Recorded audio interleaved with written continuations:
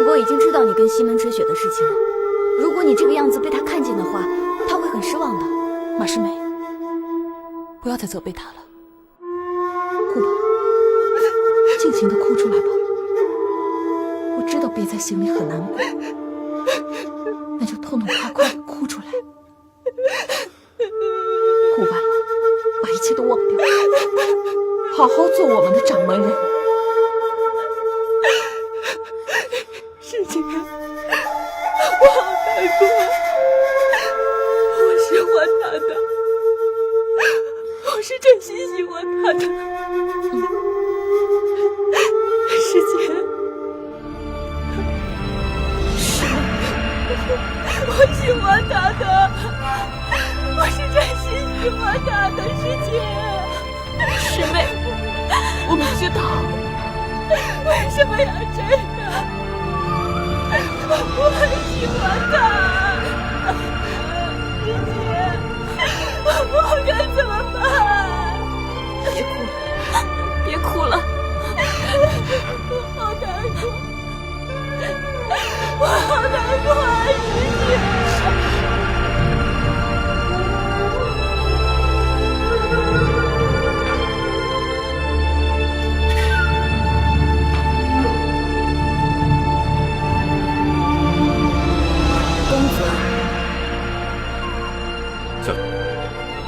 你嫌我的外貌山庄吗？公子，你受伤了，不如我们一起回去吧。我打水去了。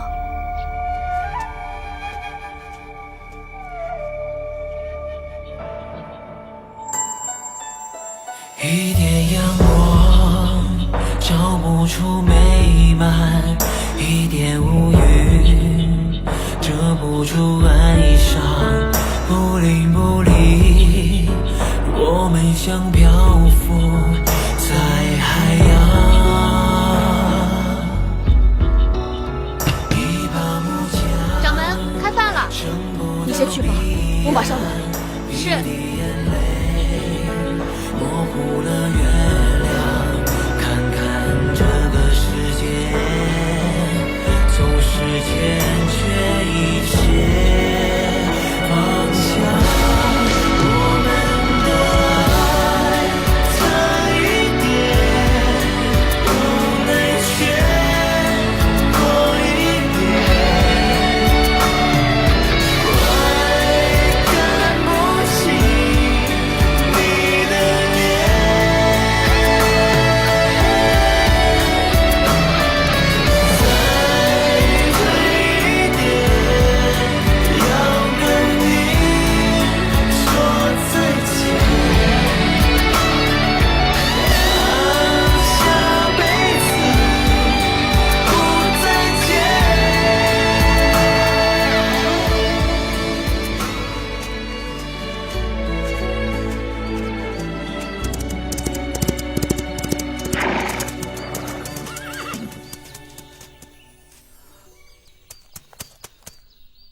陆小凤，看那是谁？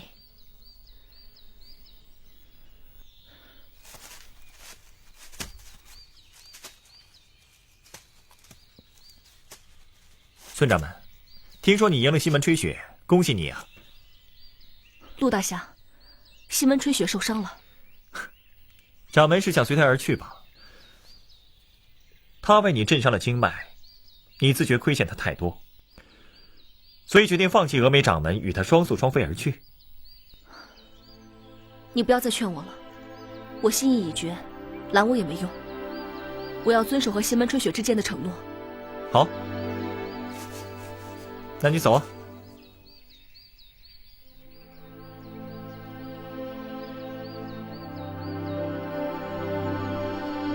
还犹豫什么？你不也为了丹凤，匆忙离开峨眉吗？我们怎能相提并论呢？我陆小凤浪迹天涯，四海为家，没有牵挂。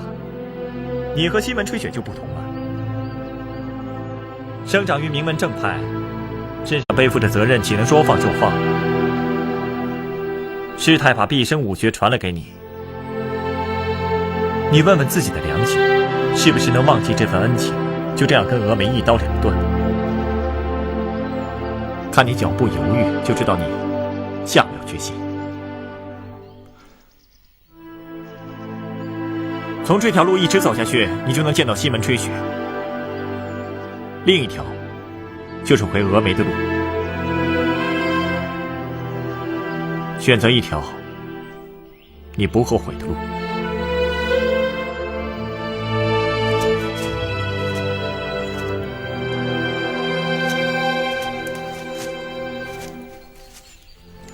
陆小凤啊，陆小凤，你什么时候也变成这种道貌岸然的伪君子了？哼！好端端的为什么要骂自己？这种冠冕堂皇的话，怎么会从我的嘴里说出来？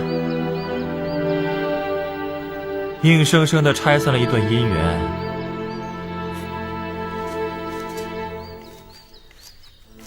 我也觉得，你是拆散姻缘的刽子手。忠义两难全，我不想对不起师太，只能做恶人。我们还是赶紧先去找丹凤吧。你的姻缘不能再断了。驾！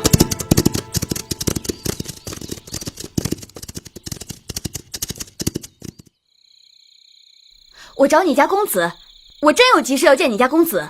姑娘，我真的不骗你，我家公子已经休息了。哎呀，我跟你说，真的，你让我进去，是我们掌门让我亲自送信给你们家公子的，你让我进去吧啊！姐姐，你就别为难我了吧。有客人吗？请他进来吧。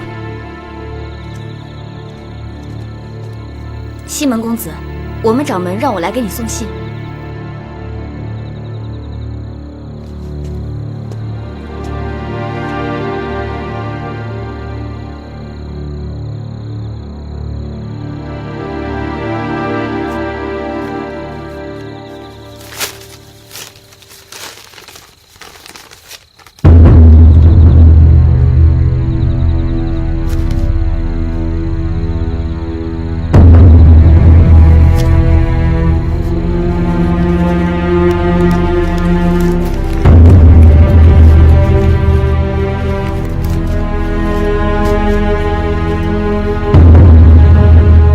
相信我们掌门的意思，你应该明白了吧？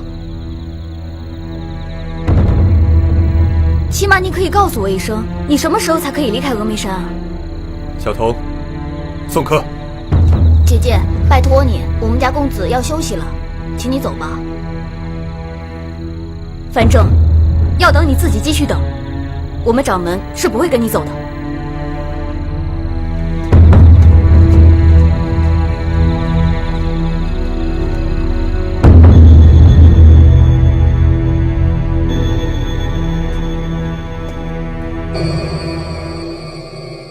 你还在想他？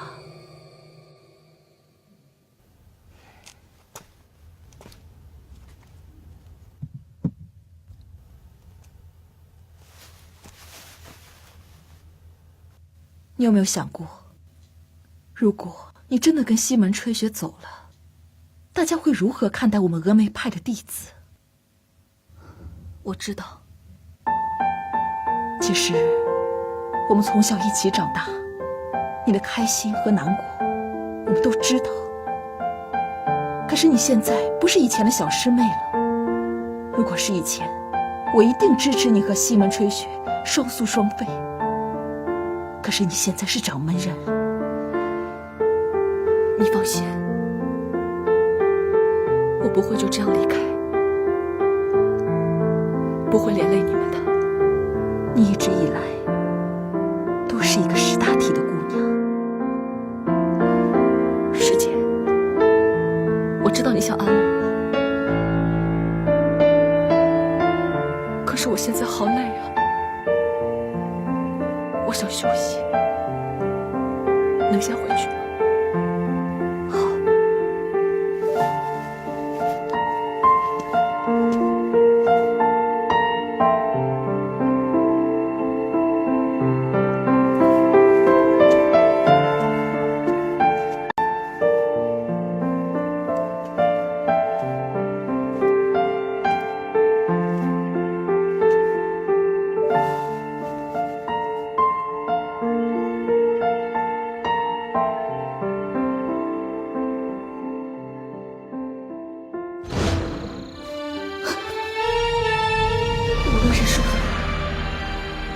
跟你走。无论是输是赢，我都会在这里等你。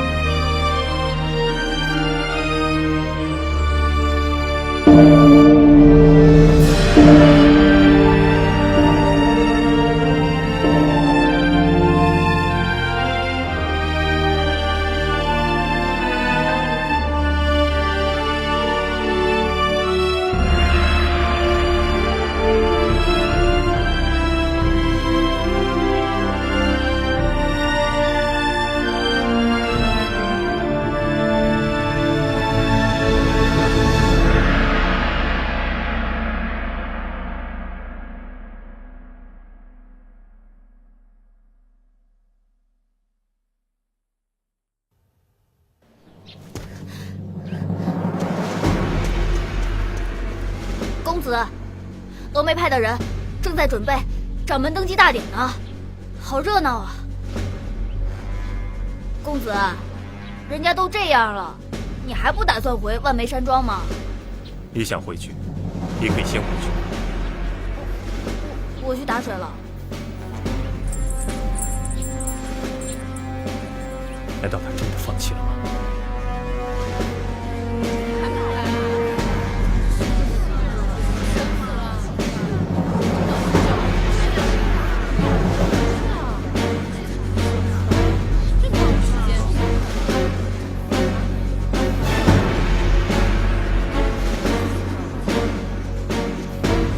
掌门，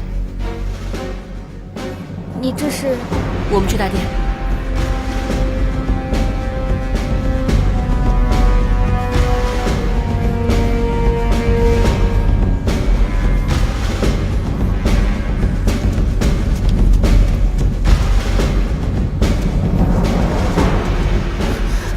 公子，登基大典开始了。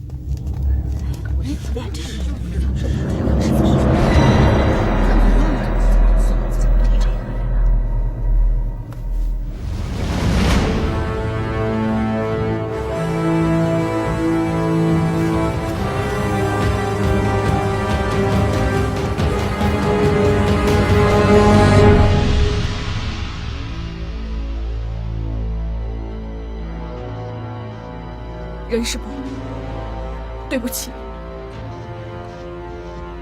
秀琴辜负您的期望了。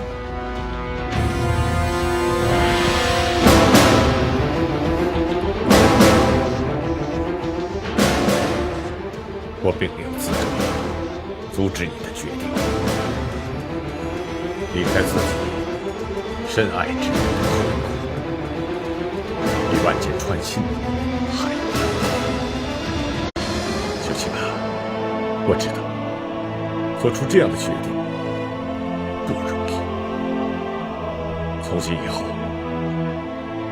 你要背负着背叛师门的罪名，在别人责难的目光下过日子。但只要跟他在一起，我无怨无悔。好一个无怨无悔！我就不留你了，去吧。秀清会永远记住恶魔对我的恩惠，任世伯对我的谅解。这份恩情，秀清来世再报。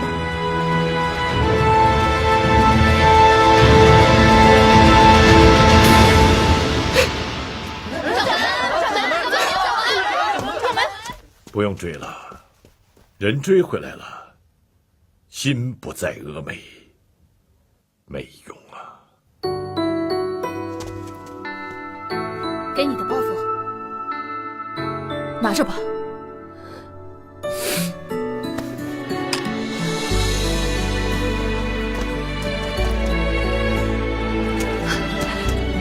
等我，你一定要等我。照不出美满，一点乌云遮不住哀伤，不灵不离，我们像漂浮在海洋。一把木桨，西门吹雪，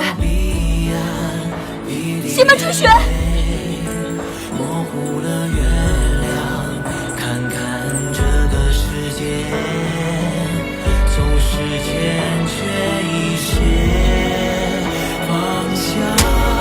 我们的爱差一点，走到却多一点。为什么？你怎么就不懂得我了？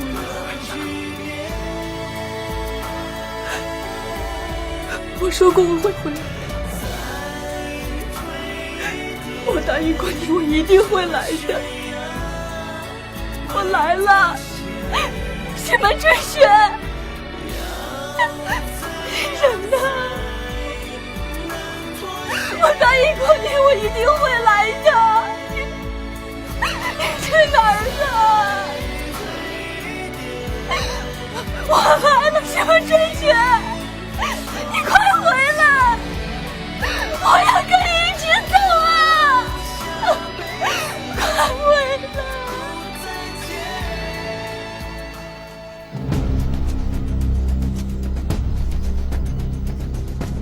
！2匹马已经死了，看来他们着急赶赴，跟丢了。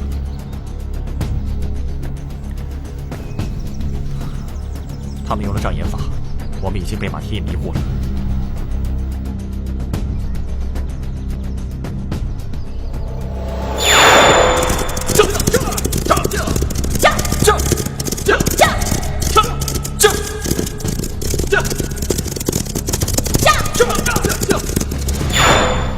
他们有10几个人，首领是个女的，丹凤被装在麻袋里，昏迷不醒。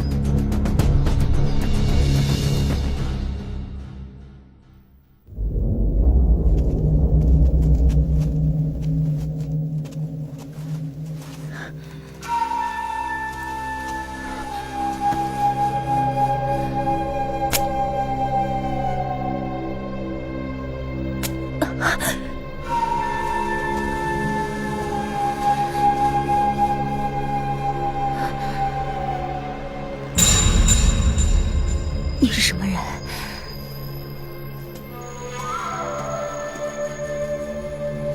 不瞒姑娘，我同样想知道你是谁。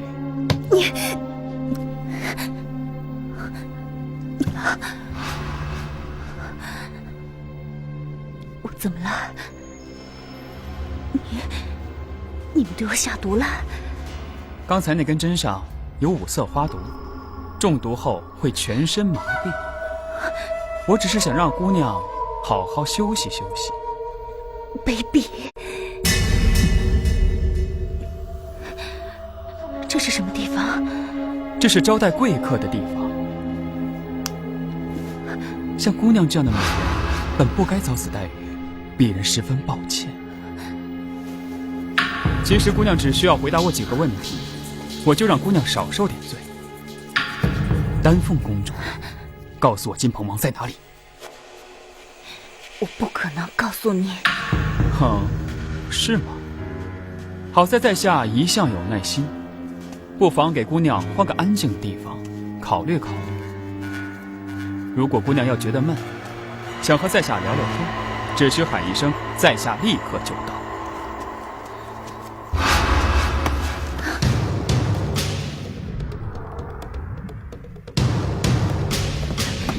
放开我！放开我！放我出去！放我出去！这是哪儿？快放我出去！来人！来人！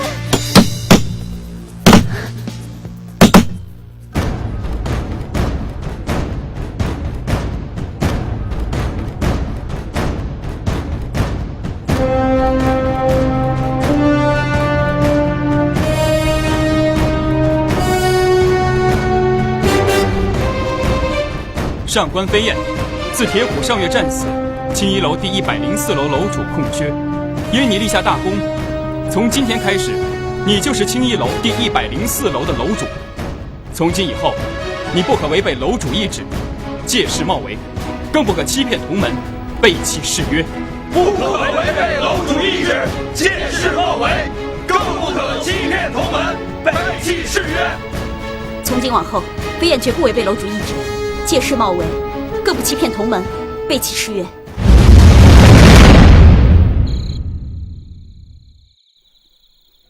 飞燕入青衣楼不久，少主就提拔我为楼主，实在让我很意外。其实我这次提升你为楼主，我也有很大的压力。有的人认为你曾是黑衣帮的人，不会效忠于我青衣楼，但我义无反顾，执意如此。你知道是为什么吗？我想永远把你留在我的身边。今夜既然与各位兄弟歃血为盟，自然会一直效忠青衣楼。你明明知道，我说的不是这个意思。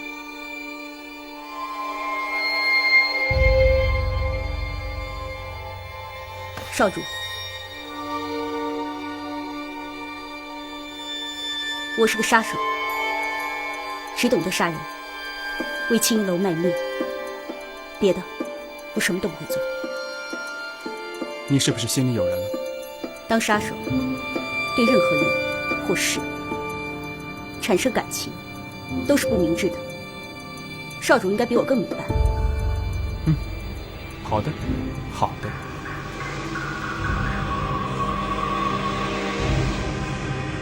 丁丑日，皇帝毒发第36天。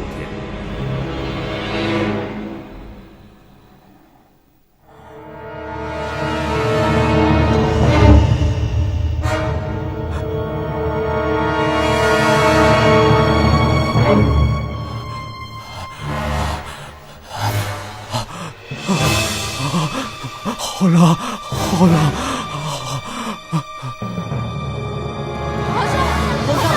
皇上，您怎么了？皇上，赶快通知花神医！你们去拿杯子，我们去通知花神医。走开，走开！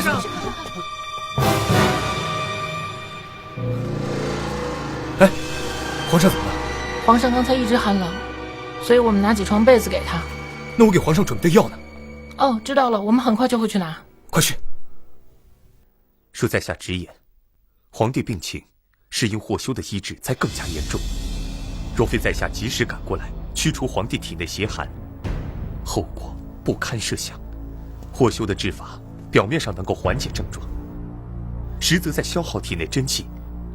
太后万不能再让霍修诊治，使皇上表面看上去似乎会康复一些，可是事实上反而加剧了毒蛊的发作。花满楼，你为了皇帝确实已经尽力了，但是皇帝在你手上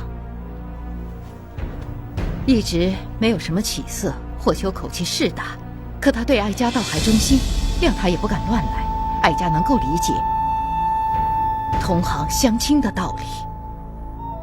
可是你也不该如此恶言重伤。太后娘娘，皇上现在已经对霍神医的药产生了依赖，不仅造成皇上脾胃损伤，而且让皇上的心智下降，甚至于如孩童一般。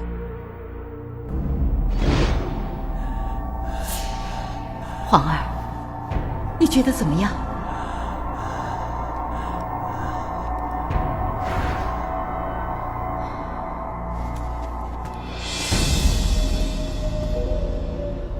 花满楼，不要再危言耸听。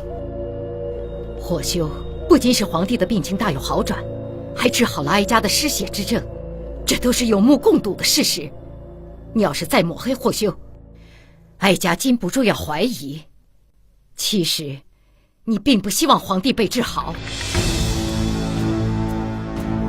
哀家乏了，你下去吧。是。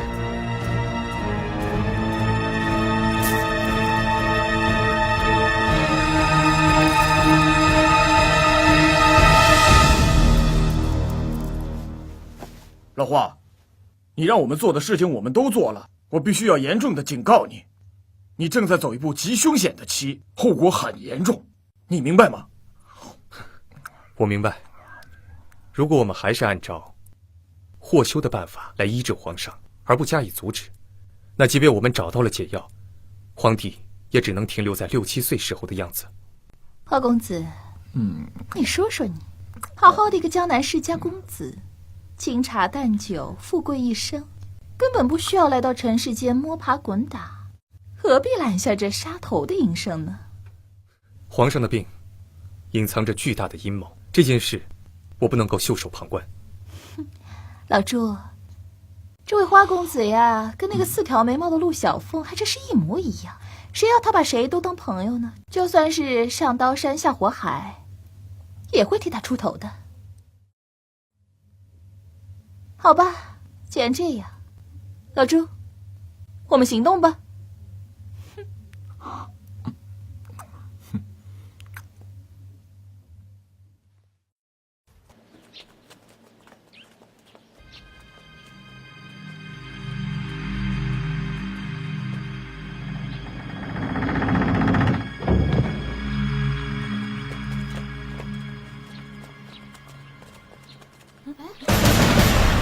皇上呢？皇上去哪儿了？皇上呢？人呢？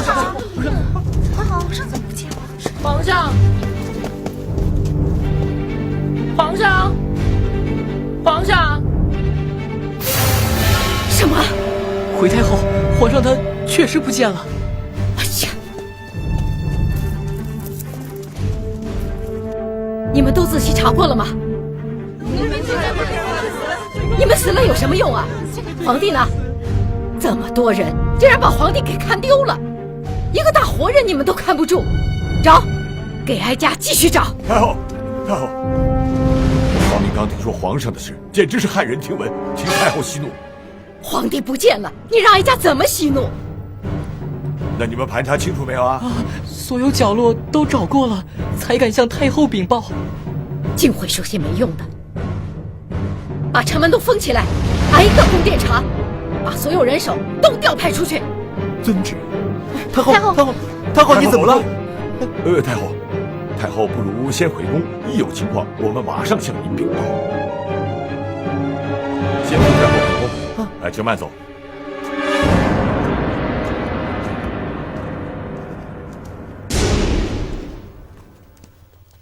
你们最后一次见皇上是什么时候？昨儿夜里，服侍皇上泡药浴，花神医说让我们都出去。我们出去大概1个时辰以后，花神医出来说皇上睡下了，不让人进去打扰。那花满楼每次给皇上泡浴，你们都不在旁边伺候的吗？花神医用秘法医治皇上，可能不想让我们看到，所以让我们都出去。秘法？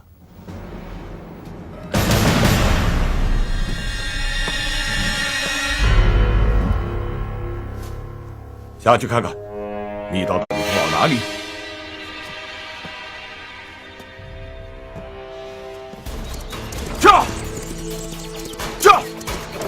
去！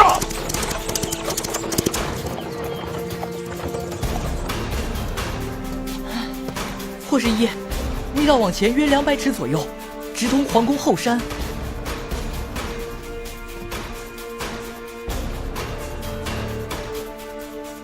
我提醒你们，这密道的事千万不能传出去，否则皇上出了什么问题，你们就会人头落地。霍神医，这是花神医让奴婢在今晚戌时交给太后的，刚才一时急昏了头，忘记交给太后了。花满楼啊，花满楼，你可帮了我大忙啊！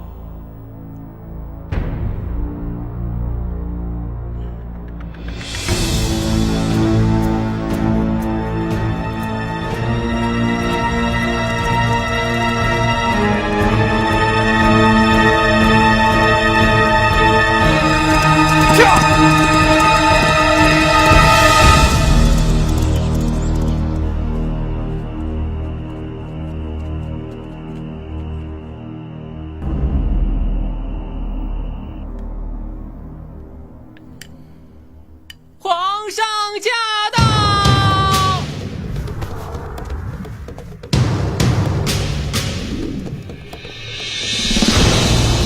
奴才参见皇上。今日身体可好？皇儿，你回来了啊！你们都下去吧。遵旨。是。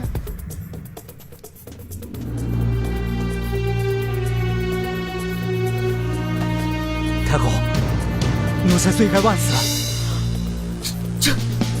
太后，请先靠近看清楚。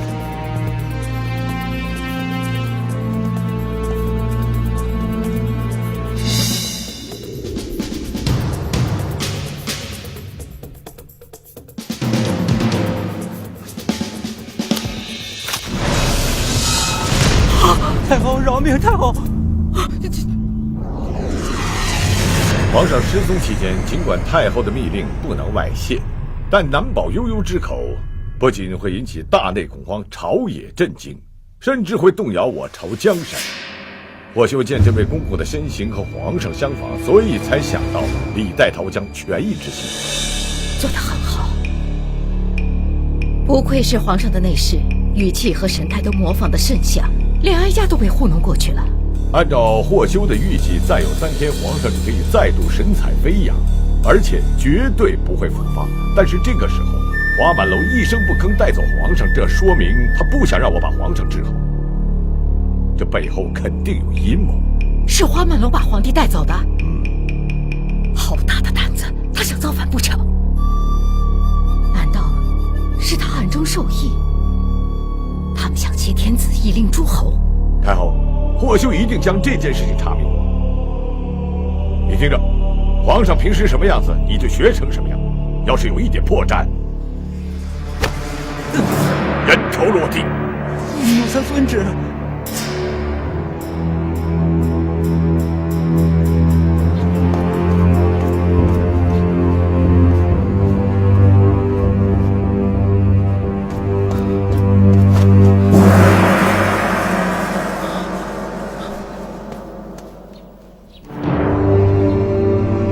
母后，儿臣有要事禀报。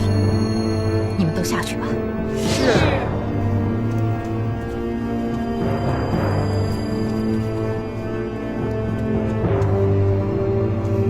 母后，儿臣怎么听说，皇上已经不在宫里了？谁这么大胆，竟然跟你散播这些流言？儿臣的确听说了，还说昨天晚上皇上就失踪了呀。皇儿，告诉哀家，到底是谁在背后捣鬼，居然跟你说这些？难道没有这样的事？母后，儿臣也是担心，你也知道皇上的身体状况，不能有一点点的闪失啊。皇帝的事，哀家自然万般谨慎。你难道连哀家都不信吗？啊，母后恕罪，儿臣不敢。母后，其实儿臣前来还有要事禀报。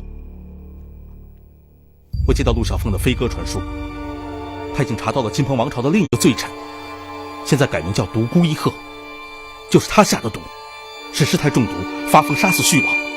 他向师太下毒，是为了当峨眉掌门。幸好此人已经被铲除了。就是说，给师太下毒的人，并不是毒害皇帝的人。那他也是金鹏国的罪臣之一。人找到了，拿到金药了吗？蹊跷的是，刚确定他的身份，他就被人杀害，金药失踪了，陆小凤还在查找。金药就在峨眉山，他还查什么查？传召御林军立刻前往峨眉搜山。母后，您听儿臣说，独孤一鹤和盐铁山都不是向皇上下毒的人。那么下毒的人，很可能是金鹏王朝的第3个罪臣。既然杀独孤的人拿走了金药，就一定是知情者，那是不是也是这个人做的呢？要找到这个隐匿江湖已久的人，只有靠陆小凤啊！你说的对，哀家是太心急了。那你告诉陆小凤，让他争分夺秒，加紧查询。是，儿臣一定转告。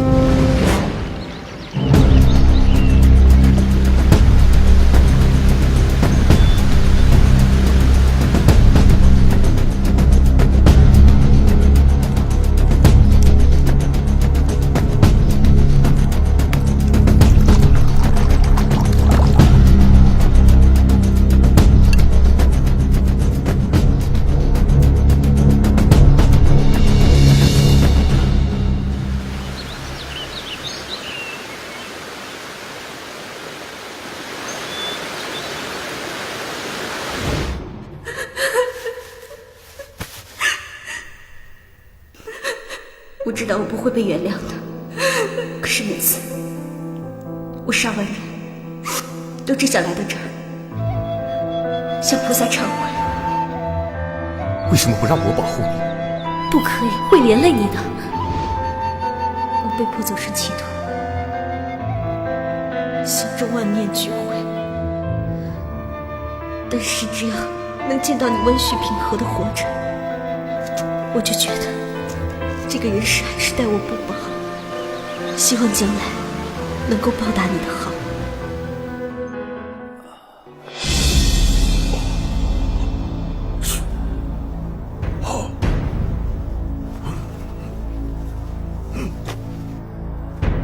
皇帝这些天面色好转，火神医的医术的确精湛。皇帝还在宫中，但是花满楼却不知去向。好大胆子，竟敢不告而别！赵总管，奴才在。把哀家的凤章拿来，照哀家懿旨，通缉花满楼。是。母后，儿臣认为不妥。母后一旦传令下去，满朝文武百官肯定惶恐不已，又像儿臣一样误信皇帝失踪的谣言。皇儿说的是有道理，哀家的确是气昏了头。这样吧，你明察暗访，去把花满楼找出来，一定要查个水落石出，哀家绝不姑息。是，一经查出，严惩不贷。儿臣告退。你们都下去吧。是。都退下吧。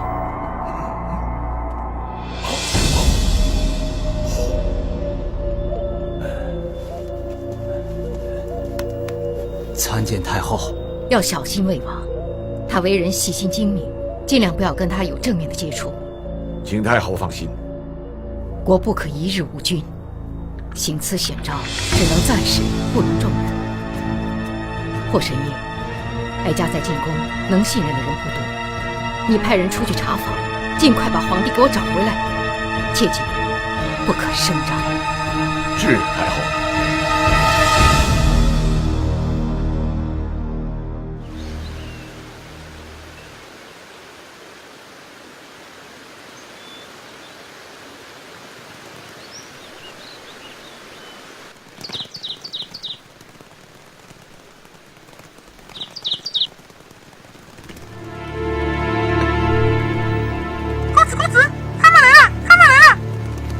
丫丫，你辛苦了，快把他们请进来吧。好的，好的。